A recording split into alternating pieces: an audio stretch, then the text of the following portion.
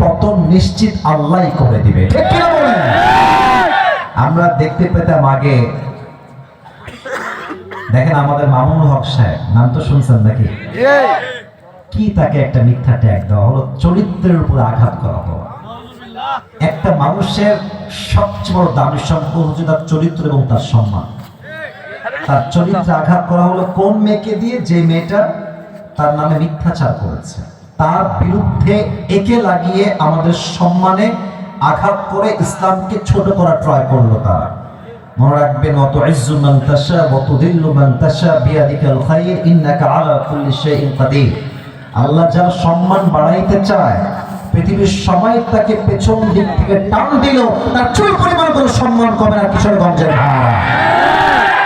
এবার বলেন তো, মামুনুল হক সাহেবের সম্মান কমে গেছে না বেড়ে গেছে?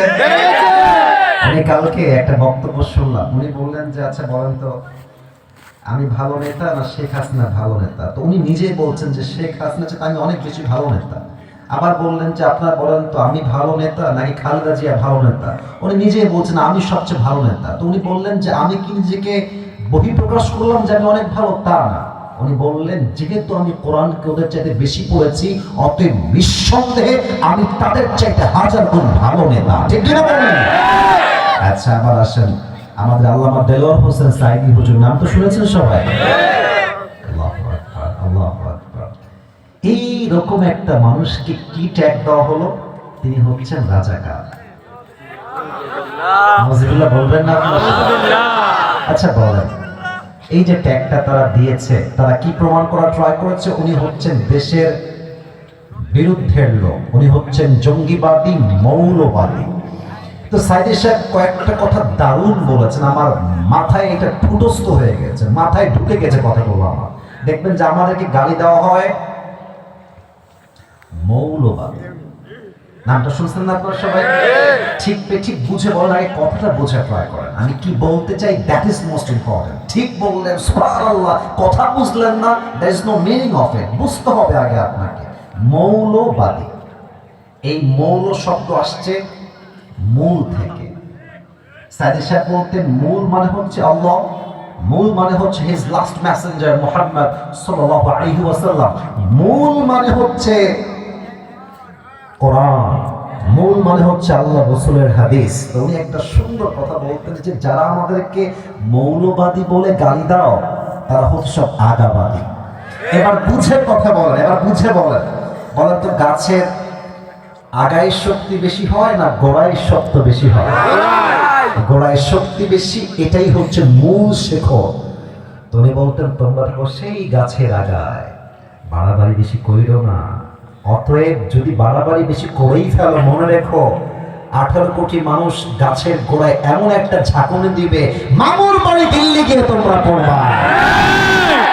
দিল্লি গিয়েই পড়েছে। এখন তিনি ওখান থেকে স্বামী পাইলে শক্তি বেড়ে যায় অনেক না? তো উনি স্বামীর বাড়ির থেকে প্ল্যান করছেন ইসকন দিয়ে সাম্প্রদায়িক দাঙ্গা লাগিয়ে আমি আবার চট করে ঢুকে ক্ষমতায় বসে পড়ব। কিশোরগঞ্জের ভাইয়েরা, আমি কোনো কথা আপনাকে মজা নেওয়ার জন্য বলছি না।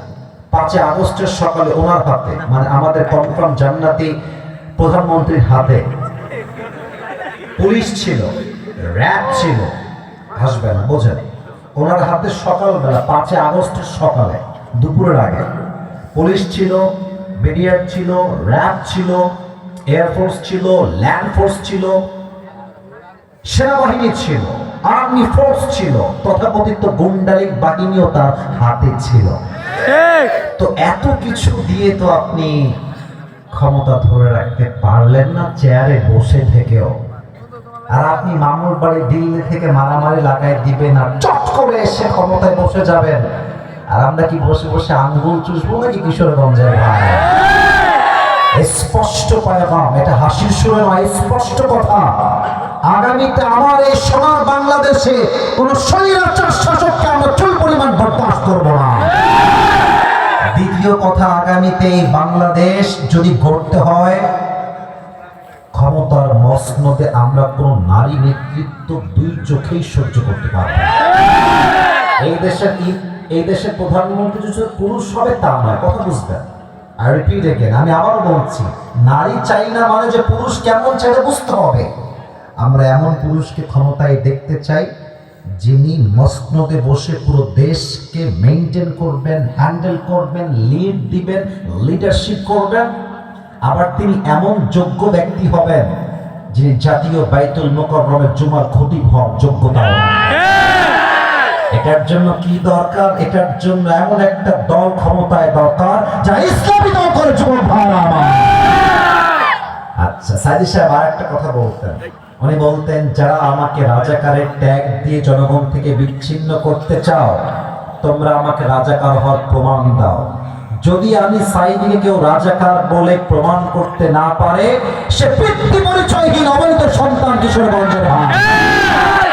লাস্ট কথা বলে আমি আমার মূল বিষয়ে চলে যাব। আপনারা সবাই তো মিজানুর রহমান আজহারী হুজুরের নাম শুনেছেন? আপনাদের কিশোরগঞ্জে হুজুর প্রায় 2 বার এসেছে। 2019 সালে কিশোরগঞ্জে তিনি এসেছেন, ওনার ওয়াজটা এখন ইউটিউবে আছে, আমি নিজেই সেই ভিডিও দেখেছি। 2019 সালে উনি যখন আকাশচুম্বী জনপ্রিয়তায় আছে, মানে তার ধারে কাছে কেউ নাই, যেখানে যায় 10 লাখ, 5 লাখ, 3 লাখ লোক। Could you imagine that? যে একটা মানুষ আসবে, এখানে 10 লাখ লোক জমা হয়ে গেছে। Could you feel that? এটা কল্পনা করা যায়? আপনি সাকিব আল হাসানকে নিয়ে আসেন, আপনি শাকিব খানকে নিয়ে আসেন, আপনি যত ফেমাস তারকা আছে বাংলাদেশে, মুভি করে, সিনেমা করে, গান করে, খেলে, সব নিয়ে আসেন এক জায়গায়। আর এক মাঠে আপনি আজহারীকে নিয়ে আসেন, কসম করে বলতে পারবো ওদের সবার চাইতে আজহারীর লোক 90 গুণ বেশি হবে যুবক। তাকে বলা হলো জামাতের প্রোডাক্ট। আমাদের ধর্মমন্ত্রী এটা বলেছিলেন সেই সময়ের কথা। শুধু এতটুকু নয়, কথায় রাগ করবেন না, আমি মূল মেসেজ দিচ্ছি। ওনাকে কি করা হলো, ওনার ছবি একটা লাগানো হলো ব্যানারে, বিশাল লম্বা রাস্তা, বিশাল লম্বা, এখন ইউটিউবে আছে, আমি বানাই বলছি না। আমি দেখলাম কিছু মহিলা জুতা খুলে আজহারীর মুখে জুতা পিটা করতেছে। নাউজুবিল্লাহ, জোর পাইনি, বলেন সবাই নাউজুবিল্লাহ। আমার এখানে এসে আঘাত লেগেছে, কলিজায় এসে। আমি কিন্তু সেই সময় আজহারীকে প্রচন্ড ঘৃণা করতাম, কারণ আমি ছিলাম 1 নম্বর ছাত্র। আমার চিন্তা আমি বড় হয়ে বুখারী পড়াবো, তিরমিজি পড়াবো, মাদ্রাসার টিচার হবো। That was my thought at that time. It has been 6 years or maybe 5 years back, 5 বছর আগে বা 6 বছর আগের কথা।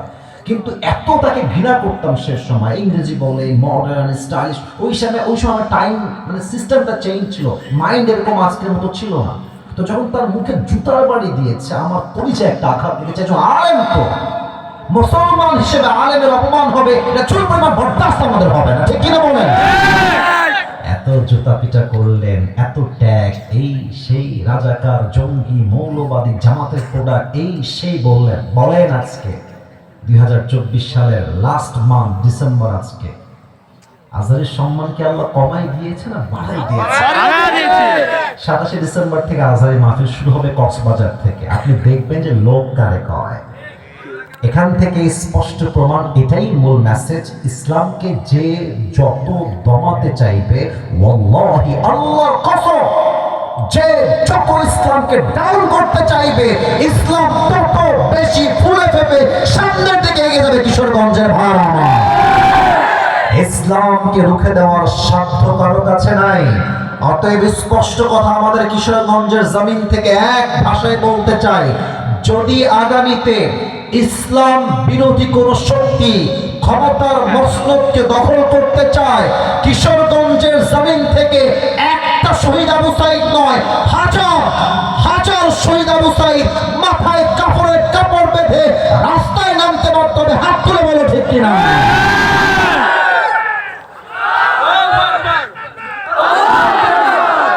আল্লাহ তাআলা আমাদের এই স্লোগানকে কবুল করুন, সকলে পড়া আমিন।